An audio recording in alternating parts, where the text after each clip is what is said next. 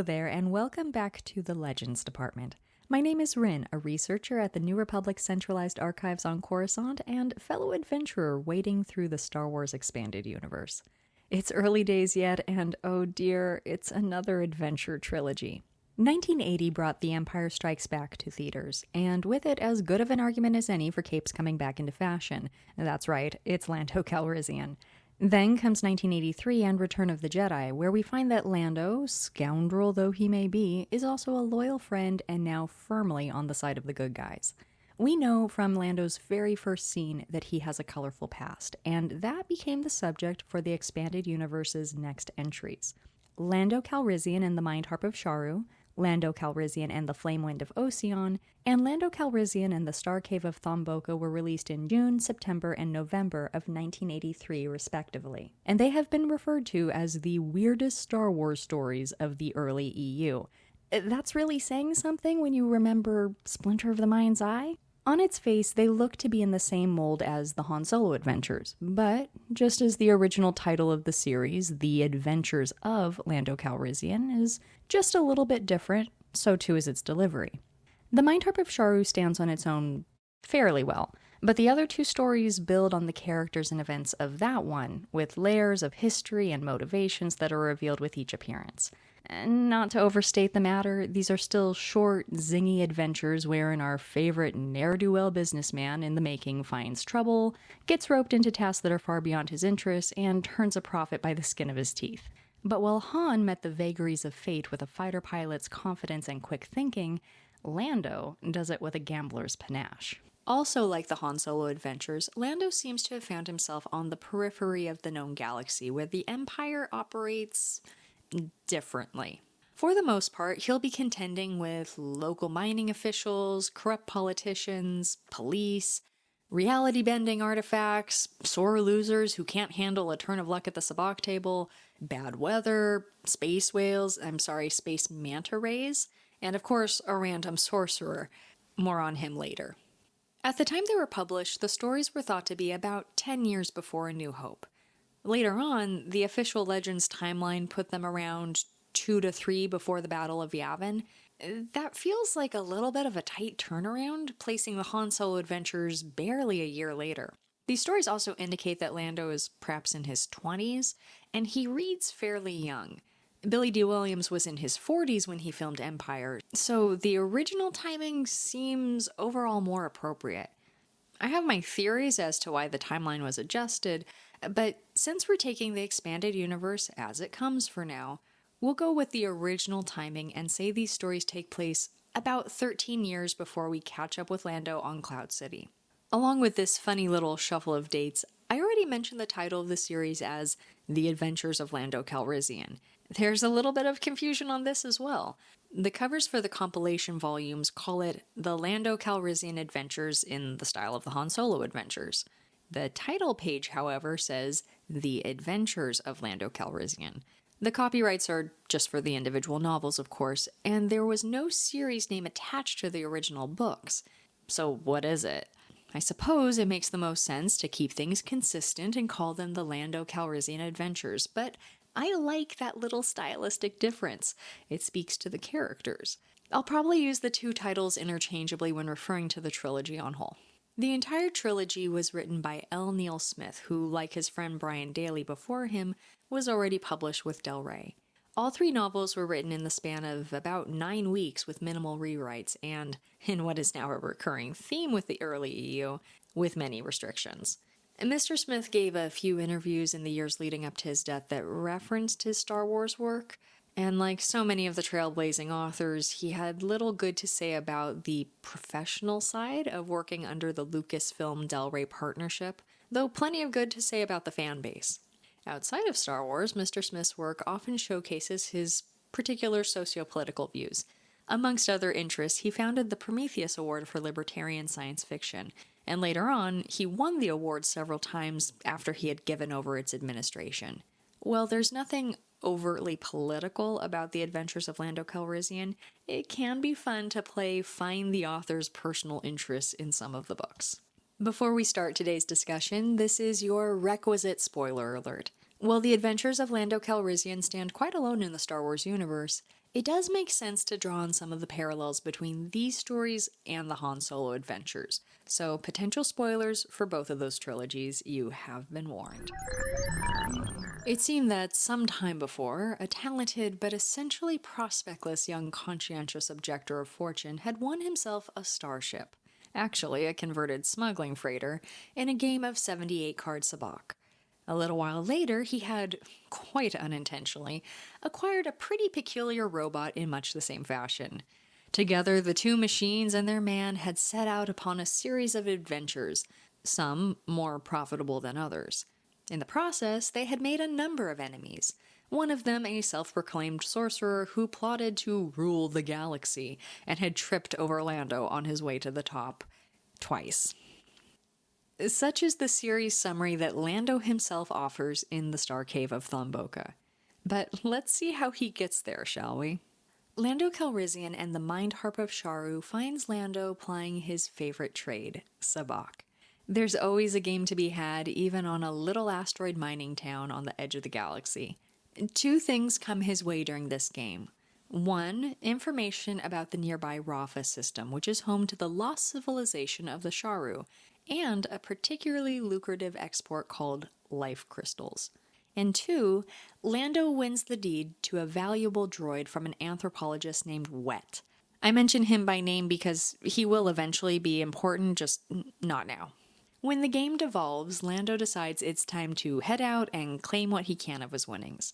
Now, Lando has recently acquired the Millennium Falcon and is thinking about trying his hand at being a legitimate cargo master. If only he was a passable pilot. Since he's not, he's at the mercy of third-rate rental pilot droids, Minoc infestations, and grumpy ground control officers.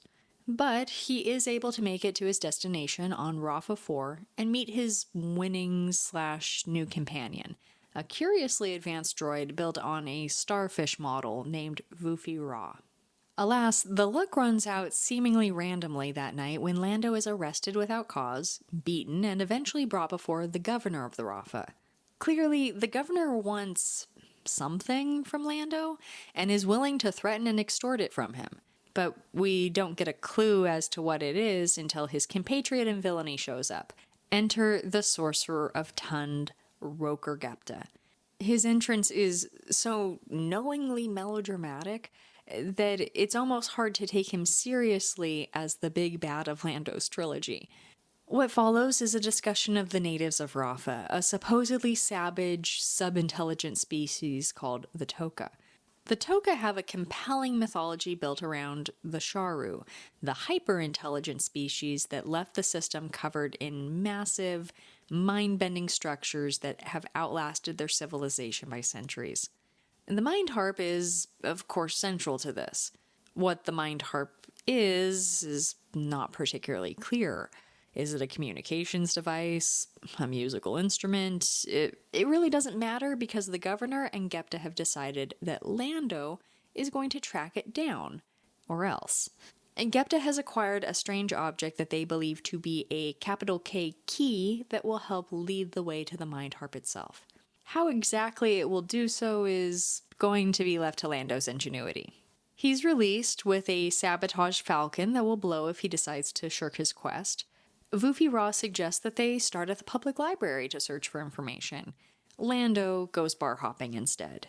It actually works out because here we meet Mose, the high singer of the Toka, basically a lore keeper that relays the oral traditions of his people and speaks in a patchwork King James dialect of these and thous. He's willing to speak with Lando because our poor gambler just so happens to fit the foretold characteristics of the bearer of the key. To quote, "Legend foretelleth of a dark adventurer, an intrepid star sailor with preternatural luck at games of chance, who shall come with a weird inhuman companion in silvery armor array. They shall possess the key with which to liberate the Mindharp, which in turn shall liberate the..." Moses interrupted before he gets to that last point, but we now know why Lando caught the governor and Gepta's attention. Lando, Vuffi Raa, and Mose team up for the search for the Mindharp, though Mose is far from a faithful companion. To be fair, Lando is attempting to find and steal a precious artifact from Moses' people, so the High Singer has no compunction about trying to trick him, steal the key, or leave Lando tied to a tree to die of exposure, outright murder apparently being a step too far. But Lando is a tenacious one who manages to rescue himself, and then Vuffi Raa is able to help him out of subsequent scrapes. They do reunite with a more cooperative Mose near a giant pyramid. Once they use the key on this pyramid, all three are able to pass through the solid walls one after another. All three of them have very different experiences. Vuffi Raa wanders alone and lonely for months, seemingly shrinking to tiny proportions. Mose ends up with a horrific injury that gouges his eyes out, but apparently that was supposed to happen. His intelligence increases rapidly, as does his ability to perceive, even without sight. Lando just finds everyone as soon as he enters the pyramid. At that point, they continue traveling together through this mind-bending structure, learning about the Sharu that built it, and contending with more and more warped reality. They're able to make it to the central Great Hall of the pyramid. It's bigger on the inside, I should note. And there stands the Mindharp. Now, the hall itself is somewhat sentient, and it doesn't like how Lando is crossing the room. For the record, Lando is sliding across the floor in his socks. What follows is a back and forth between the hall and Lando, and sometimes Vuffi Raa. The whole thing seems like it was just plucked right out of Discworld and then dropped into Star Wars. Lando is able to pass some kind of test. He takes possession of the Mindharp and is pointed to a door. The door opens back to where they started on Rafa 4 months having passed. Now, as soon as they walk through, Vuffi Raa has Lando arrested and brought to the governor, who then sends Lando to a penal camp. It doesn't last long, however, because Vuffi Raa then breaks Lando out. You see, he was programmed by the governor to betray Lando, all part of this insanely elaborate plot to pull one over on Gepta. But having fulfilled that programming, Vuffi Raa is able to make his own choices again, and he chooses to side with Lando. So they make their breakaway and they get to the Falcon, which has been towed back to Rafa 4. Guess who's already on the ship? I quote again, "At the top, still aged and wrinkled, but sporting a stylish haircut and expensive business suit, stood Mose, High Singer of the Toka." Here we get our final summation of the book's mystery. The savage Toka are the advanced Sharu, who hid themselves very effectively in the face of some nameless threat eons ago. All their collective intelligence has been uploaded into the pyramid, and now with the Mindharp, Mose will be able to restore his people to their former glory. He's also more than happy to repay Lando by helping him make a clean getaway, the Falcon's cargo hold having been filled to the brim with precious life crystals. I mean, what can I even say about this? If Han Solo at Star's End felt like it belonged to science fiction's golden age, then Lando Calrissian and the Mindharp of Sharu takes us right into the new wave. Forget the tidy formula of the Han Solo adventures, Lando fairly ambles his way through mishaps and tiny triumphs by turn, each situation stranger than the last. Nothing would have surprised me in this book. Actually, at one point, I had become so inured to the oddities that when Mose shows up smoking a lizard, I just assumed the author meant for the lizard to be some kind of hallucinogenic, as opposed to the more straightforward and later specified idea that Mose was just cooking his lunch. In some ways, I suppose that is the best introduction there could be to this series. I won't go so far as to call Lando oblivious. He's just as observant and suspicious as you would expect a professional gambler to be. But he's almost aimless in the way he moves from one dubious opportunity to the next. It is not hard to picture him making a bad deal with Darth Vader and getting the short end of the stick. Let's just say that young Lando is not yet the star administrator of Cloud City that we're going to meet in later days. Besides Lando, this story does introduce the two other major players in the trilogy, Vuffi Raa and Roker Gepta. Jumping ahead a little bit, Vuffi Raa has the closest thing to a character arc in the trilogy. We spend quite a bit of time on his point of view throughout the three stories, but his origins are a slowly unfolding mystery even to him. What we know in the Mindharp of Sharu is that he is a highly advanced droid, but can't remember who manufactured him or why. He insists that his name is a number, but in some unknown language. He doesn't look like any standard model of robot. He's a sort of flat chrome pentagon with a giant red photoreceptor attached to 5 tentacle-like limbs capable of very fine motor skills. And then there's his programming. As with most of these earlier EU droids, we have the Asimovian first law in full effect. But Vuffi Raa grapples with it. He sees the loopholes in his programming, like the fact that he can pilot a ship while Lando shoots at pursuers, even though he can't shoot at them himself. And he wonders why his creators would allow for that. Or later on, he experiences frustration that he can't protect his friends.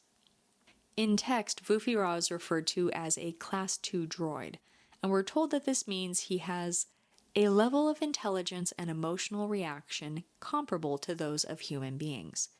It's even mentioned that sapient robots need sleep, so there's something intrinsically more lifelike about Vuffi Raa than, let's say, Bullocks from the Han Solo adventures. He mostly gained his personality simply through his age and experience. Of course, Vuffi Raa is not actually your everyday droid, but we haven't quite gotten there yet. Gepta? Well, we'll revisit him a little later on. As a final note, we might consider something of the Mindharp of Sharu as canon. In Solo, we find Lando recording his memoirs as the Calrissian Chronicles, and he mentions that he really was not impressed by the Sharu. It's a fair assessment, all things considered. So for now, let's go on to Lando Calrissian and the Flamewind of Oseon.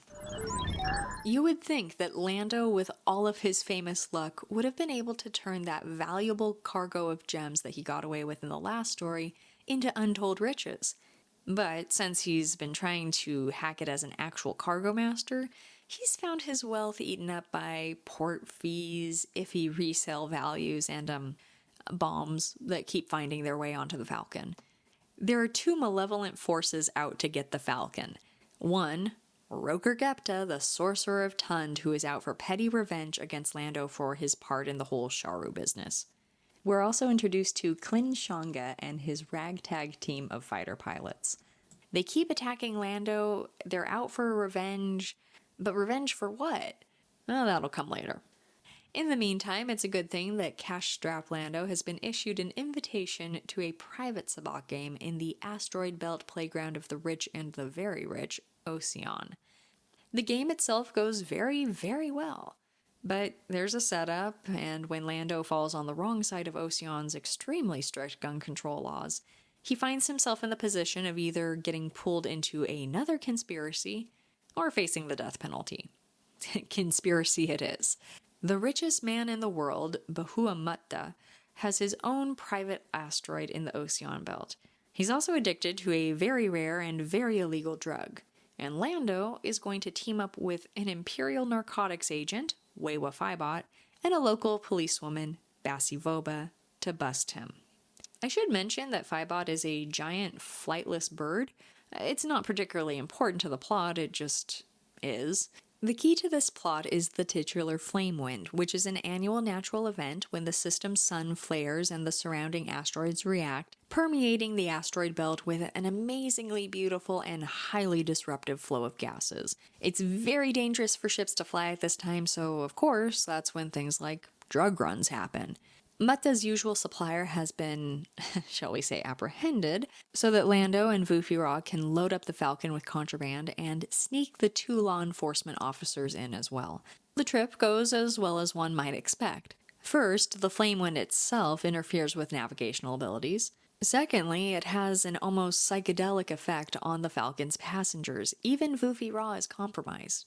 Lando seems curiously strong-willed in this instance, which that's a good thing.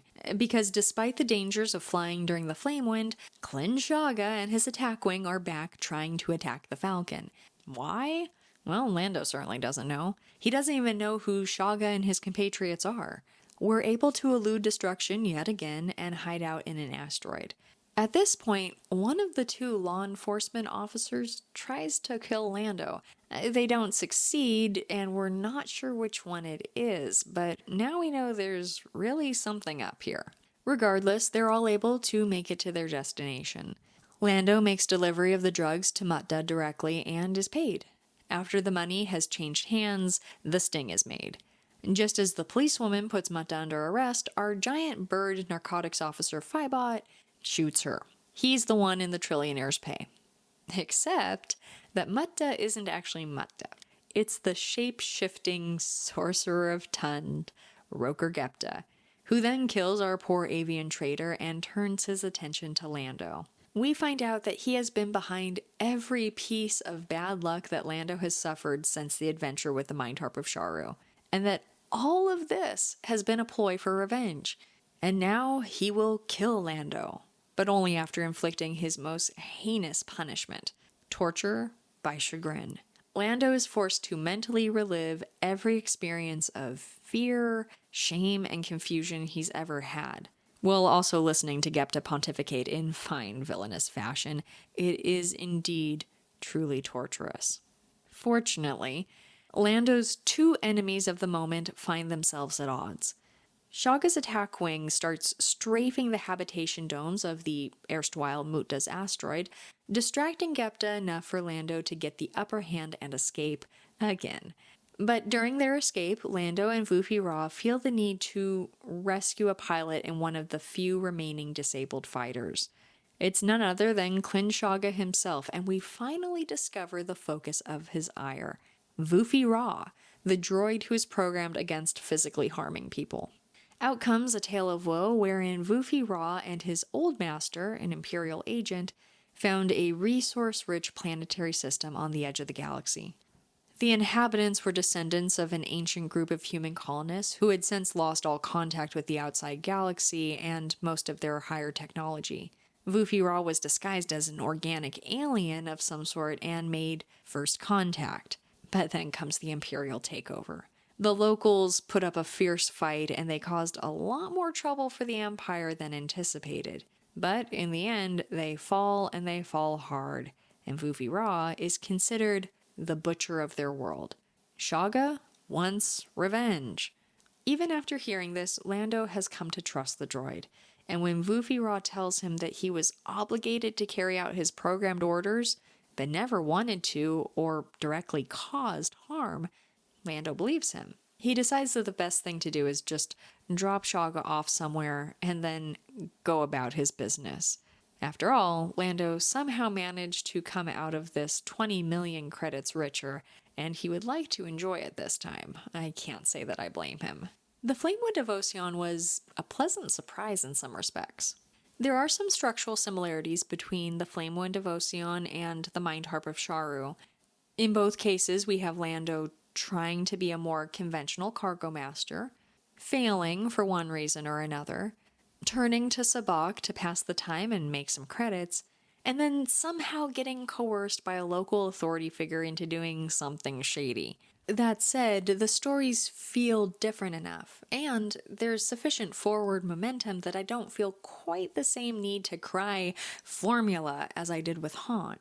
I had grown accustomed to the looseness of the Han Solo adventures, so having the events of the previous novel here quite directly impact what happened in this one was nice. Lando's actions had consequences, though how proportionate those consequences were is up for debate. His relationship with Vuffi Raa also evolved between stories. You get the impression that they're individuals that have actually talked with one another and built a rapport. This becomes very important in the last few pages of the novel when we learn of Vuffi Raa's dark past. We trust that Vuffi Raa is still a good guy because, well, Lando trusts him. It also helps that this is a thread that the author pulled through from the last novel. In the Mindharp of Sharu, we watched Vuffi Raa betray Lando because he was ordered to do so, but then immediately switched sides after his programming was fulfilled, and he was free to make a more moral judgment call. This is actually one of L. Neil Smith's strengths. This guy knows his Chekhov's gun principle. Sometimes it's something relatively big like Vuffi Raa's characterization. Other times it's smaller. For instance, in the first few chapters of this story, Lando has a frustrating cargo of wooden fishing poles that he can't offload. It seems like just a mildly comedic moment, but those fishing poles come up again twice more in the story, concluding with being Lando's secret weapon that helps him to escape from Gepta. Considering all of that, I felt pretty confident that Klin Shaga's detailed and grim background was not going to just disappear after this story. And that brings us to our grand finale, Lando Calrissian and the Starcave of ThonBoka. The Starcave of ThonBoka is so titled after a giant, nearly impenetrable nebula that is home to the Oswaft, a species of massive, hyperspace-hopping, translucent manta rays that live in the vacuum of space. They are to some extent prototypical Purgle, though they have a lot more to say. Lehesu is a relatively young member of this isolated species, and he has an uncharacteristic thirst for adventure that leads him out of the nebula. Sadly, deep space in general isn't quite so hospitable to his species, and Lehesu is starving to death when he stumbles upon a strange creature. That creature is the Millennium Falcon, and after some trial and error, Lando and Vuffi Raa are able to communicate with Lehesu and help him. They release their trash into space, and, as Lehesu says, the formaldehyde is delicious. Friendship thus sealed, Lehesu calls for Lando's help sometime later.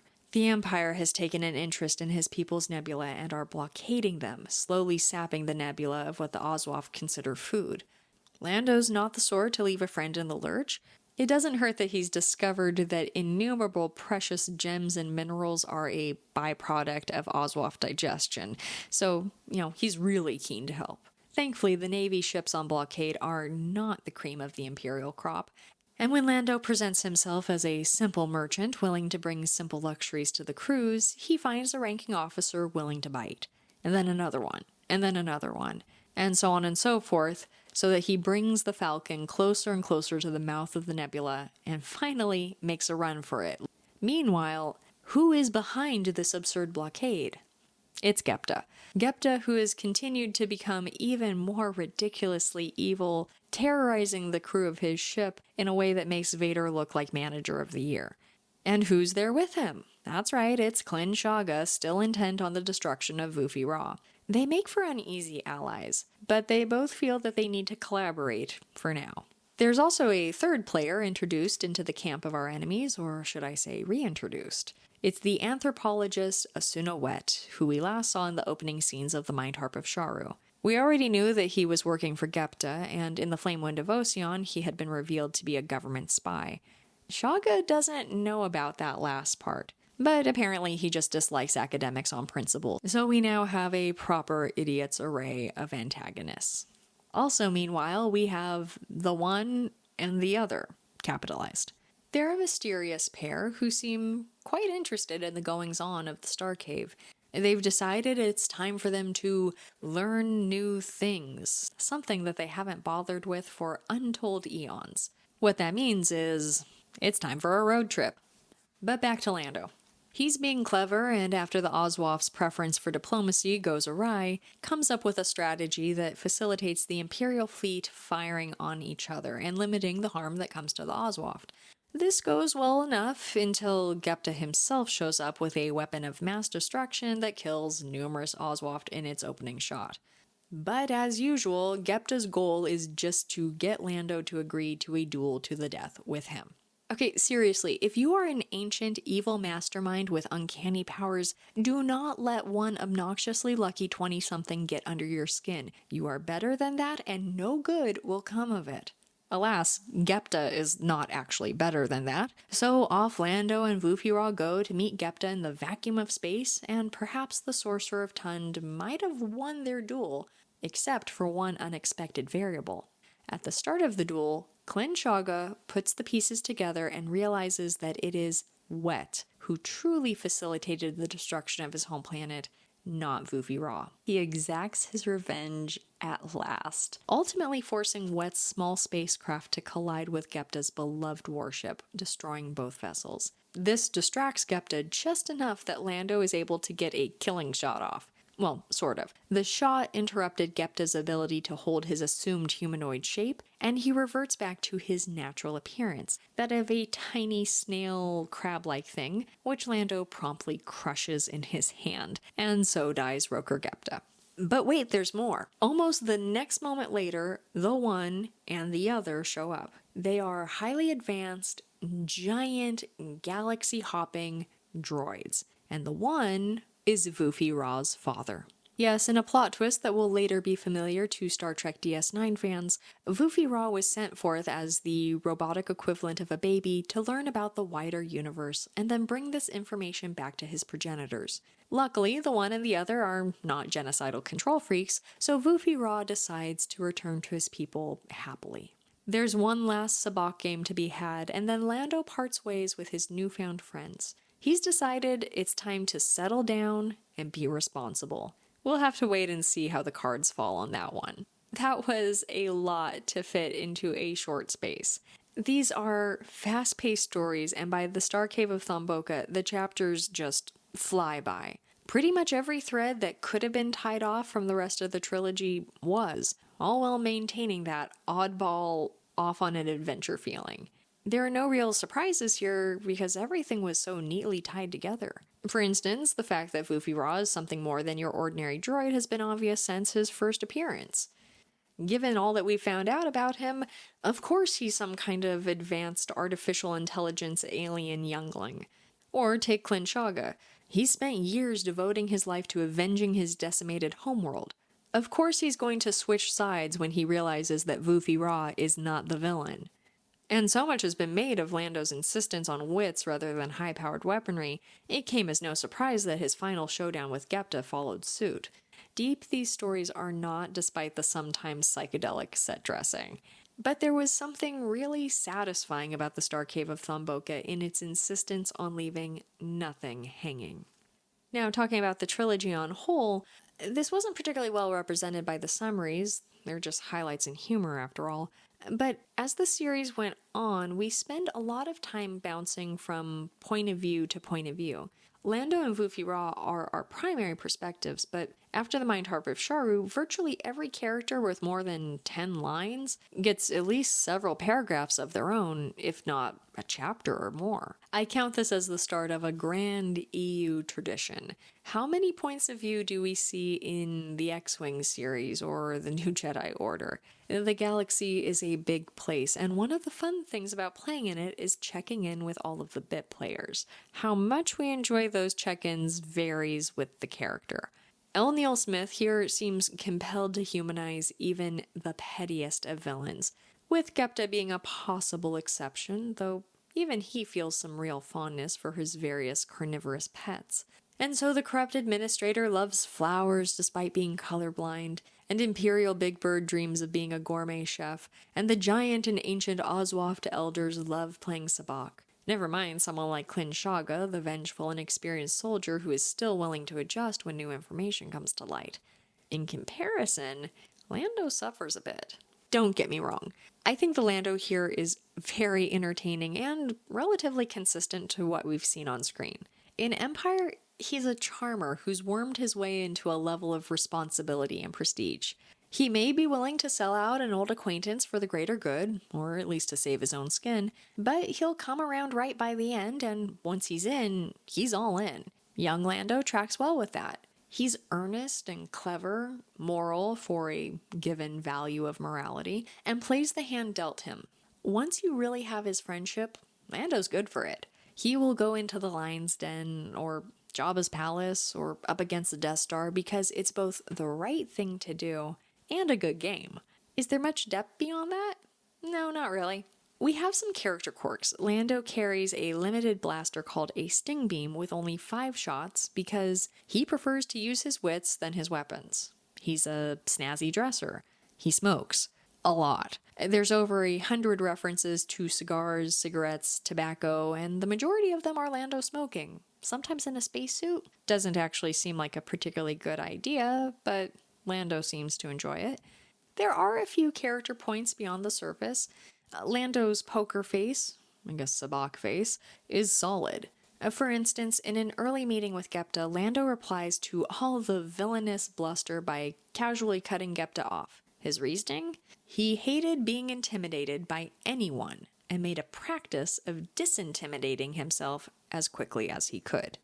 Because of this ability to keep calm, Lando is able to turn many tense situations around, or at least wheel a better deal for himself. There are some instances where Lando says some things that, while not jarringly out of character, seem more like the author just amusing himself. At one point before we discover he's a traitor, Phi-Bot has an accident that renders him mostly insensible, and Lando takes this opportunity to hurl abuses at him.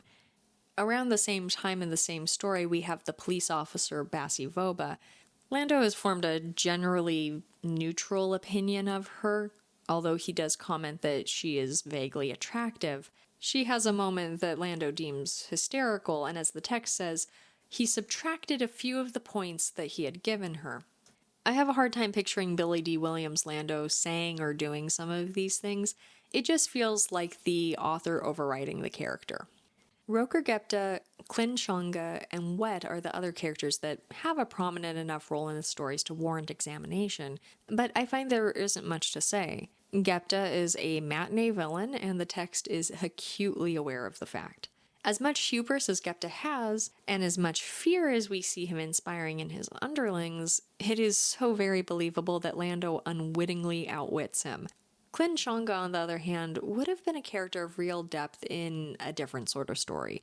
And that's no slight against the author. I think he manages to stuff quite a bit of pathos into a line or two for most of his side characters. But the potential in Changa's background, the deep loss and the driving revenge, and yet the innate sensibility, it's simply out of scope with a quick little adventure novel.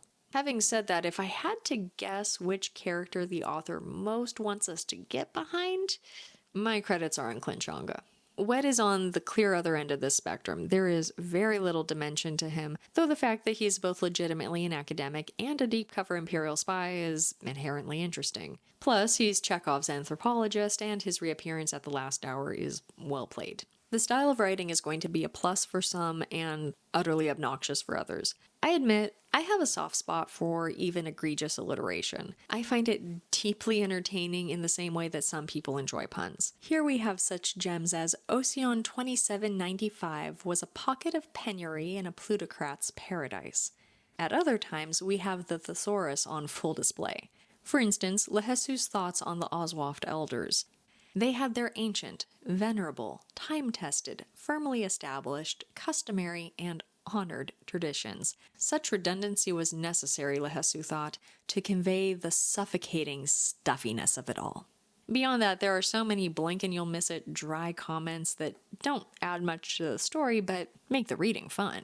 I was less entertained by some of the running jokes. The most prominent of these comes up shortly after Lando ends up with Vuffi Raa. Lando tells his new droid companion that he does not like to be referred to as Master. Does this stop Vuffi Raa? Not at all, though there is more than one back and forth as to what Lando would accept. He alternately endorses and rejects Captain, Lando, Calrissian, and so we have the repeated "don't call me Master" line throughout the trilogy. Now, I wouldn't think twice about it if it cropped up in each story, but it's often each chapter. Sometimes multiple times a chapter. It devolves from character point to joke to old joke very quickly. It turns out to be a very long setup for the last lines of the trilogy. Lando says, "Don't you think, now that you know exactly who and what you are, that you could stop calling me Master?" To which Vuffi Raa replies, "Why, I suppose so, Lando. Why didn't you ask me before?" I mean, I applaud the commitment. But it's things like this that suggest, well, maybe this actually was written for children, references to gambling, drug use, and orgies aside. In line with that, these are perhaps the most conspicuously classic science fiction feeling EU novels I've encountered so far.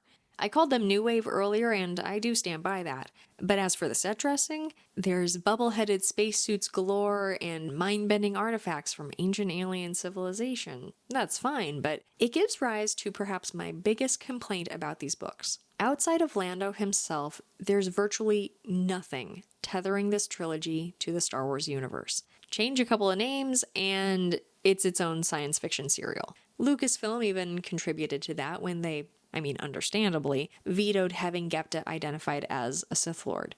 In terms of the Empire, they're technically more present than in the Han Solo adventures. Gepta ostensibly has some kind of relationship with the Emperor, and we have characters like Wet and Wewa Phaibot who are confirmed Imperial agents.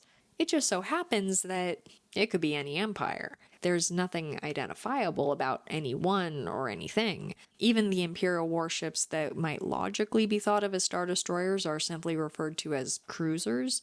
The presence of the Force is negligible at best, and the Jedi non-existent. That part's fine by me, but combine that with the vague characterization of the Empire, we're left without a strong sense of identity.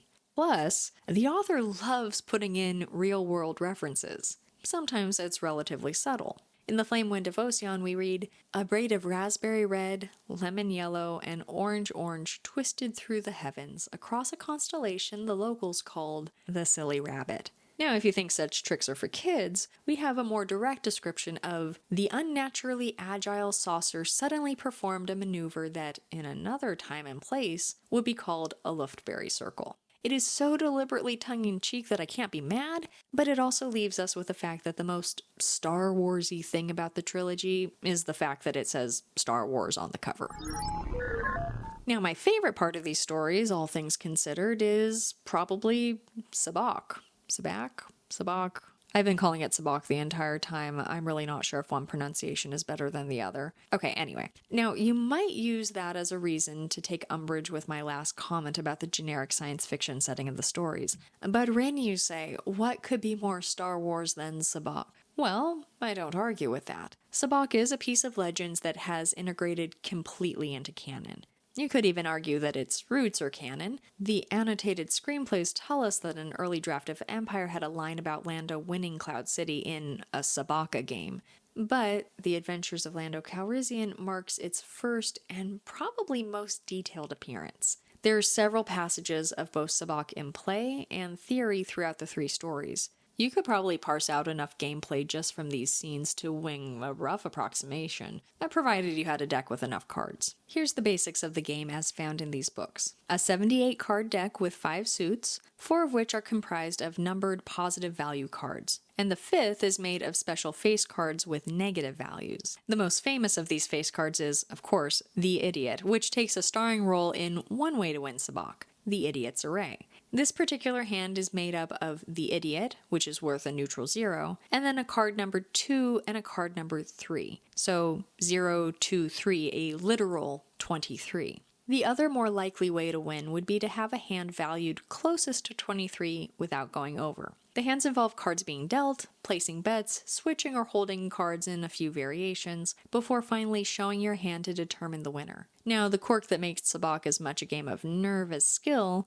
and also what takes it outside the realm of readily playable in our universe, is that the cards are electronic and can alter randomly. So a winning hand can change in the last moment right before the cards go down. You may feel that stuffing all that information about a fictional game into these short books is overkill. But overall, I found that it was seamlessly integrated into the story. Sitting at the Sabacc table with Lando is often where our stories begin, and like a good cantina scene, they give us a peek into the larger galaxy, full of interesting creatures and cultures. It's also where we get a chance to read into Lando's character, this crossroads of goodwill and even better luck. Sabacc appears to be the great equalizer of the galaxy, enjoyed by tired, blue-collar workers and extragalactic advanced artificial intelligences alike.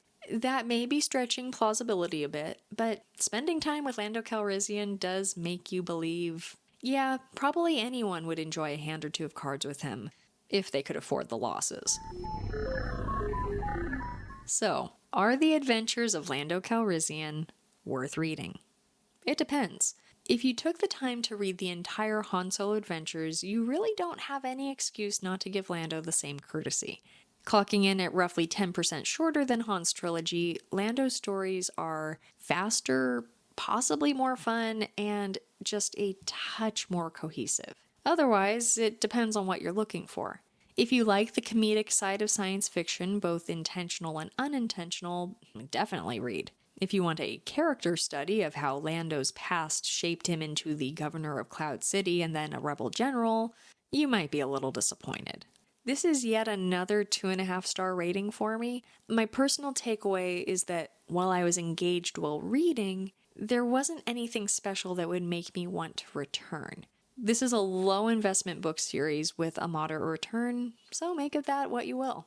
Thank you for visiting me in the Legends department today, and I hope you've enjoyed our dive into the early expanded universe so far. Next time, we'll be starting research on perhaps the most well-known entry in Legends, Timothy Zahn's Heir to the Empire.